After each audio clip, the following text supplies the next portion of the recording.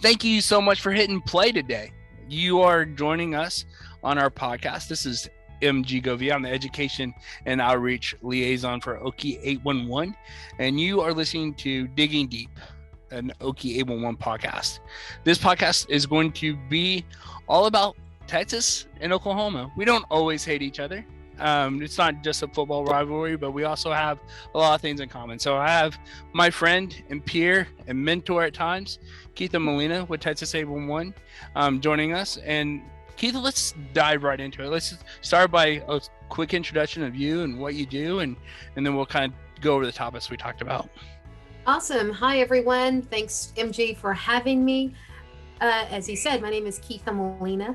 I am the Senior Damage Prevention Manager for Texas811. And you know what? Oklahoma and Texas, we do get along when it comes to our dig laws and our safe digging processes, and MG and I are great friends. We get to meet up at different places, different conferences, and we always exchange information, and we just get along really well. So MG, thank you for having me. Hey, no problem. After our great partnership that just happened on June 9th, we were in Durant and we had that safety day event, and we asked a whole bunch of Texas excavators to come up and focus on some law differences around the Red River, and it went really well. And I appreciate you always being willing to partner with us and being a part of that event. Absolutely. We will always be part of that. As we know, pipelines and utilities don't respect state lines. They cross state lines all the time. So that's something we definitely have to get along with and be able to talk about and be able to share information. So great event, lots of excavators, lots of questions, lots of input. So that was a great event. Thank you. Yeah, I'm looking forward to next year. So what I really wanted to focus on with today's podcast is Texas and Oklahoma. We do have a lot of partnerships and we collaborate on a lot of events where we can join together. But there's different ways that we do stuff, and it's different beast, if you will. Texas, obviously, slightly bigger state, have a few more people, and then we also in Oklahoma have different resources. Our education team is one. I get to be the face and voice of our education, while in Texas there's many of you who get to go around and spread the message. Can you tell a little bit about the organization of Texas and what your education team looks like? Absolutely. We have a damage prevention team that is part of course, Texas811. There's a total of 6 on our team. So we split up the state. I myself have the Northwest region. So if you know Texas, that will include places like Borger, Pampa, Wichita Falls, Abilene, Lubbock, San Angelo, the Permian Basin. So I take one part of the state and my teammates take the other parts that are divided up. So we are able to concentrate on our own regions and really get some work done. That is awesome. And then with your regions, then you also set up those damage prevention councils. Yes, we are partners with the DPC of Texas, or the Damage Prevention Council of Texas. And we are able to set up chapters. We have 23 chapters across the state.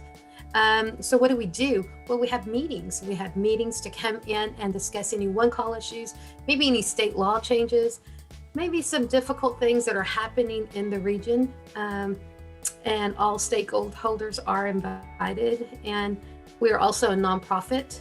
We are dedicated to the prevention of damage to underground utilities and facilities. So we work together with all stakeholders to have some solution-based discussions and to bring in to resolve some issues if there are any in the area. That's outstanding. In Oklahoma, we currently don't have a DPC. It's been something that has been talked about. We really rely on just good partnerships. We rely on our member companies and their damage prevention or public awareness departments. We partner and collaborate on a case-by-case basis. It's not as organized as what DPCs have been known for, and DPCs are doing an outstanding job in Texas, and the other states have it as well. But Oklahoma, we've kind of relied on individual partnerships, and right now it's working for us. I think there is some room to improve, but big shout out to those member companies who have safety partners who work with us day in and day out for the safety day events, and jumping on and helping out with podcasts or webinars or whatever the case may be. So definitely appreciate that. Like I said earlier, just because we're doing it differently, it doesn't mean that we're not trying to do the same thing. Exactly. And the thing that we're doing is preventing damage and keeping people safe. Absolutely. Yeah. One of the things coming up is August 11th. Are you ready for our holiday? 811 day. Absolutely. It's funny. We work, but the call centers, I'll let you talk about that. But the call centers may not be working that particular day, but we will absolutely be working. Yeah, August 11th is something, it's an opportunity for people to just raise awareness of your state's 811 center. If your state has more than one, that's awesome. But what we do is make a focus for 811 centers, make people know, contact them before doing any digging. And in Oklahoma, we have a lot of different promotions that we're doing to share that message. We are in our second year of releasing a beer to promote it. This year we're doing a pineapple Mexican lager. And so I'm excited about it. We have production coming out. It should be about the same time this podcast be released. So if you're an Oklahoma listener, you can start asking your liquor stores for that beer soon. There's an opportunity to just understand a little bit more about it. We call it a campaign instead of a campaign. Love it. I know. With my Okie accent, you may not have heard the difference, but campaign to promote 811. And then we also have some other events. We'll be having some things with the local sports teams, also promotions through our website, that our social media. So check that stuff out, our Oklahoma listeners, for a chance to win prizes, stuff like that. And we'll have some more things as we get a little closer. Any special events that you're doing? I know you have a safety day that day. I know that you were telling me about that. Yeah, we have a couple of major things planned. So if you're in the Metroplex area or close to the Metroplex, which is Dallas, Fort Worth, they are having a clay shoot. So they're expected to have a good crowd there and have different stakeholders taking part in that. And in my neck of the woods, pardon me, in Midland, we will be having a safety day. And that safety day will include demos and education and a street taco contest is what we're going to end up doing. So we have different cook teams coming in, and that's something we have done in the past. And we give these big, gaudy, ginormous trophies for the winner. So yeah, if are you going to be in Texas, make plans to either attend that clay shoot or come and see me down in the Midland area for our that is day. Awesome. I brag about this beer, but right there, right below would be a street taco contest. So I may have to try to double down next year. Maybe bring some of my beer to Texas. There you go. I was going to say collaboration, bring some beer and we'll have a safety day. There you go. There you go. That's awesome. With our collaborations, I've been in my role as education outreach liaison. I'm coming in my third year now. How long have you been in your role with Texas? So with Texas811, I've just celebrated my 4th year. So You and I are real close together. I thought we were, yeah. Yeah, really close. Beforehand, prior to Texas811, I've always been involved in the industry. I was a safety director for many, many, many years. So I've been in oil and gas for 24 plus years, 25 plus years. Wow. A long time. Yeah, you started when you were like 10. Yeah. I say that. Yes. So thank you. I tell people I started when I was 12. So. There you go. Yeah, that's something that when we talk, I always give props to. Just knowing your background and your industry knowledge. I've been with OK811 for 10 years. I've been in this role for 3, but prior to being here, holding a shovel isn't something I did, let alone know exactly what this industry is like. And that kind of leads me into where I wanted to go. So good job, host MG. What I wanted to talk about is when our jobs kind of took that shift. You do your job, you show up, you're trying to get paid, you're just trying to do a good job and go home. But I know that we aren't going to be successful in Oklahoma, Texas, Colorado, or New York. It doesn't matter if you don't have a passion behind damage prevention. And so can you kind of tell our audience about that day or a couple different opportunities to let us know when that switch clicked for you? So, I tell everyone I have the best job in the world because it is part of me. It is, the exact word is passion. Passion, keeping that worker safe, making sure that worker goes home. All of those things encompasses everything that I do every day. And when you're doing what you love every day, it's not work. It is passion. And it's something, I guess, once upon a time, I was going to be a petroleum engineer. Okay. And went out to location and realized that people get hurt. I actually saw an incident happen. And that really changed everything in me because I really wanted to help that worker. Although petroleum engineers are very much needed, wanted, and loved, it was in me, but it really shifted when I saw that happen. And so I knew that I always wanted to help the worker. Always wanted to be on the worker side. And, when you are passionate also about underground infrastructure, it was a perfect match for me to do what I'm doing now. Oh, that is outstanding. One of the passions that you have for damage prevention has led you into an opportunity to be one of the leading women of damage prevention. Before I tell the world about my passion, let me know a little bit more about leading women. I want to hear more about it. So yes, leading women of damage prevention, that is actually part of the DPC of Texas. It is one of the committees. We have 3 committees, and that is one. So what is leading women of damage prevention? Let me give you our mission.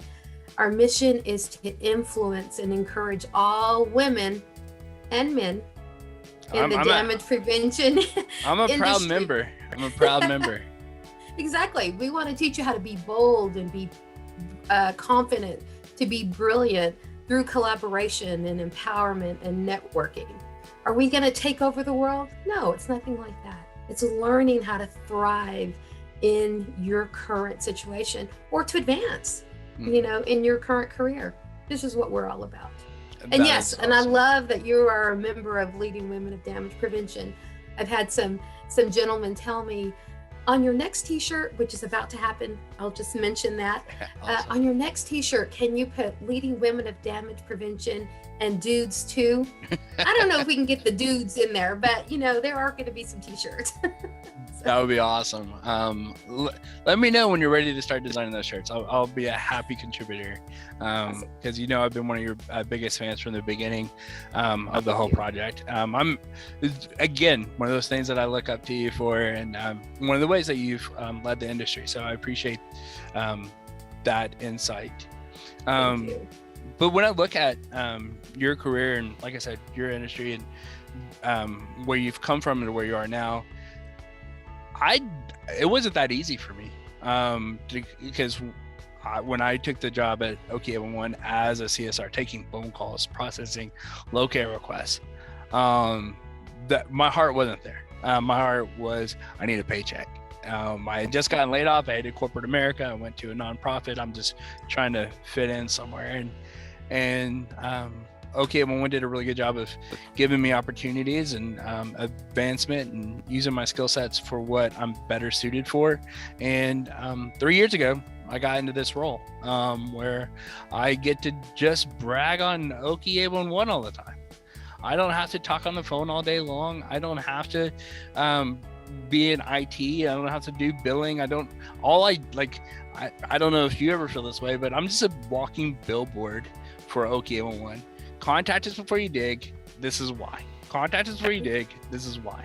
And I really feel like that's all I do, but then I get to be creative in how to do that. And that's when beer campaigns come out. That's when our safety day events, our contests through social media, getting a whole bunch of dog swag and going to local shelters and showing off these cute dogs holding a Frisbee that says OK811 on it. like cool stuff like that. So I really enjoy it. But I remember the day that it went from me just earning a paycheck and having a unique and fun job to having passion. And that's when I was rather green in my position, and I did a presentation where I found out that the reason I was asked to come and do the presentation is because this construction company lost an employee. And I don't know if they lost that employee to injury and couldn't work anymore, or someone just being stupid and they fired him on the spot, or death. And so I walked away going, you know what, when I got this job, I thought I go and I save lives. But I never thought to myself, I go because a life may have been lost, and now I'm making sure people learn from it. And that's when it turned into a passion. It's like, you know what, I'm not just a billboard. I'm also a PSA. I'm also hopefully have the opportunity to save lives with each project that we do, whether it's dog swag or a safety day event or whatever. And I just remember that moment, just like there's this click. Now there's no such thing as overtime. Like if I'm working late, it's just to save one more life. If I'm working on a weekend, it's just to save one more life. It's so weird when that mindset changes. And I know it's something that you have as well. Well, and that's a goal that we have. You know, we never want the three numbers, 811, just to be a number or just to be a cliche. We want everyone to know that is a life and death number, because it really is. I mean, it's not just 811. Oh, it's just 811. No. It's much more than that. It's much deeper than that. 811 saves lives. And I think, from our conversations, that's exactly what our passion is we want people to know how passionate we are about it and how important 811 is to everyone, the homeowner, to the professional digger, to anyone that is part of the industry. 811 saves lives. Absolutely. We want to ask you to subscribe to our podcast so that you can be the first to hear each new episode. If you are watching on YouTube, be sure to follow the channel for not only our podcast, but also educational videos on Okie 811 services. Follow us on social media to know of upcoming educational events, such as Safety Days or our Expo, or to know the next time we may be hiring. Thank you for listening to Digging Deep, an Okie 811 podcast. After you subscribe, be sure to share. Before I go, and this isn't the topic, I just want to let everybody know, Keith and the Texas team does an outstanding job. So if you're doing work in Texas as well, please reach out to Texas811. If you need to attend some safety training, if you need better explanation of their laws or anything like that, Keith, throw out some contact information. What's your website? What's a good email address? How can they find you? To find me, I hope you're able to publish this, but you can reach me directly, and I will even give you my cell phone number. It is 432-209-9482. Reach out to me. Let me get you connected to a manager, to the call center, to anyone that can help you understand those laws. Because understand, underlying infrastructure, pipelines, all of those utilities, they don't respect borders. But Right. We as human and as excavators, we have to. So as soon as you cross that line, before you cross that state line, please reach out to me, and I can connect you. If you're in Texas crossing over into Oklahoma, I will give you MG's information as well. Get educated before you do any digging in another state. Absolutely. Not only do we want you to contact 811 before you dig, just to have lines marked, but what's the next step after that? How are the slight differences in our laws and how to do those things? So contact whatever state you're going into. Obviously dialing 811 will get you to the correct contact center, unless you hit the wrong cell phone tower. And if you do that, we will still get you over to the right one. Exactly. I promise. That's happened to me. I still remember that a couple times when I was in the contact center. They'll be like, is this Texas? I'm like, no, it's Oklahoma City. But we will get you in the right spot. As far those who are listening to the podcast just through audio, we will have Keitha's information available.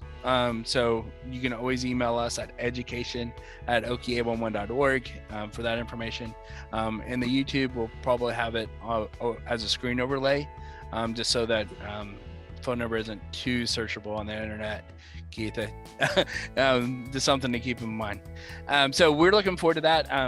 Information sharing is what we're all about.